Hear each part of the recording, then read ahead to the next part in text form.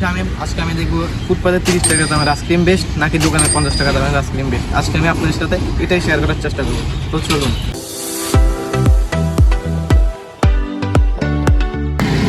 So guys, এটা হচ্ছে 60 টাকা দামের কোন আইসক্রিম দোকানের থেকে নিচ্ছি।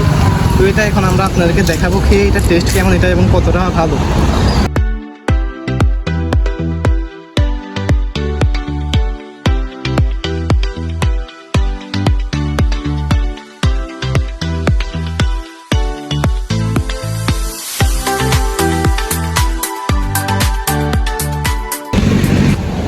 এটা খারাপ না, ভালোই, এবারে চলে। তারপরে বাইরেরটা খেয়ে দেখবো এটার টেস্টটা কেমন।